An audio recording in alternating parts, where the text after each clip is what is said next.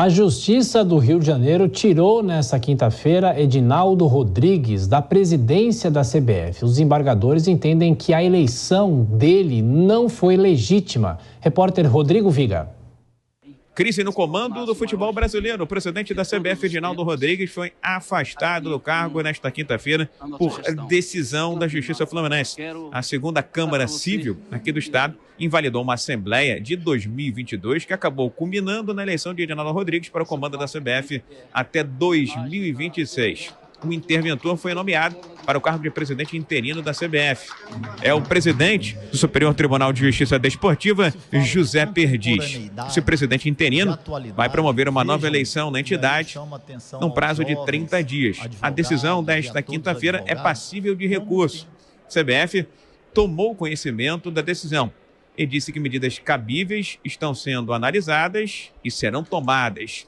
A decisão de retirar o presidente da CBF do cargo foi tomada atendendo um pedido de ex-dirigentes que ocupavam vice-presidências da CBF. Perderam seus cargos no âmbito de um acordo firmado entre a CBF e o Ministério Público, no qual foi viabilizada uma nova eleição para a entidade lá atrás, no ano de 2022.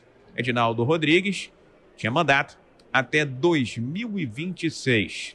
Na decisão desta quinta-feira, o Tribunal de Justiça do Estado do Rio de Janeiro entendeu que um termo de ajustamento de conduta, PAC, assinado entre a CBF e o MP lá no passado, é ilegal, uma vez que a CBF é uma entidade privada e o Ministério Público não pode interferir em entidades privadas. A intervenção da Justiça no comando da CBF pode implicar em punições da FIFA ao Brasil, incluindo os clubes brasileiros. O primeiro, eventualmente, que pode ser punido, caso haja entendimento de que houve um golpe na CBF, essa é a leitura dentro da entidade, é o Fluminense, que agora, no mês de dezembro, disputa o Mundial de Clubes na Arábia Saudita. A leitura, ainda dentro da Confederação Brasileira de Futebol, é que esse golpe, essa tentativa de derrubada definitiva de Edinaldo Rodrigues está sendo articulada e comandada por ex-presidentes Ricardo Teixeira e Marco Polo Del Nero. Os dois já tiveram problemas com a justiça. Ricardo Teixeira comandou a CBF de 1989 até 2012 e, recentemente, Marco Polo Del Nero, que também presidiu a CBF, acabou sendo banido do futebol por decisão da FIFA por um prazo de 20 anos. Do Rio, Rodrigo Viga.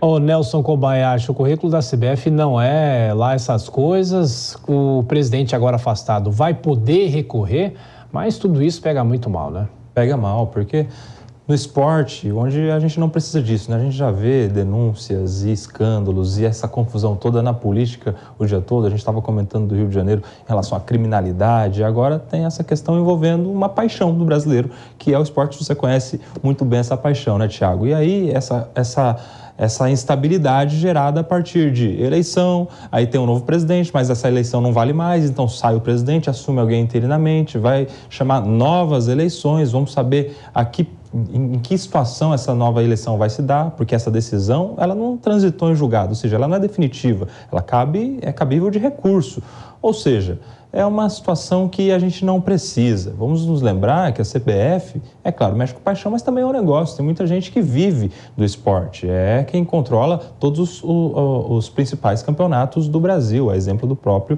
Brasileirão. Então, essa instabilidade vai gerando também reflexos para pessoas que vivem do esporte. A gente não precisava disso. Agora, não posso deixar de te perguntar, dentro de campo, acho que a gente nunca viu ou observou situações tão diferentes, né, e de grandes clubes. O Palmeiras, mais uma vez campeão, e tem todo esse pano de fundo do Botafogo, que morreu na praia, e o Santos ser baixado pela primeira vez na história. Isso é ruim, né, para o futebol?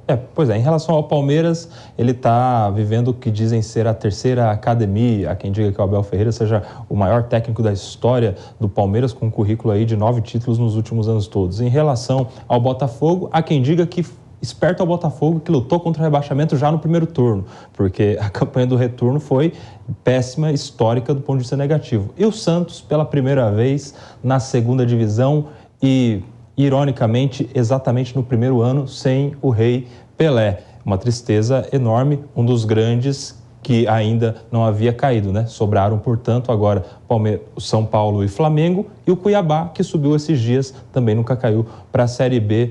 Esse é o cenário desse Campeonato Brasileiro tão louco que se decidiu somente na última rodada. Bom, você está cotado, então, para participar do Canelada aqui da Jovem Pan, tá bom? Já.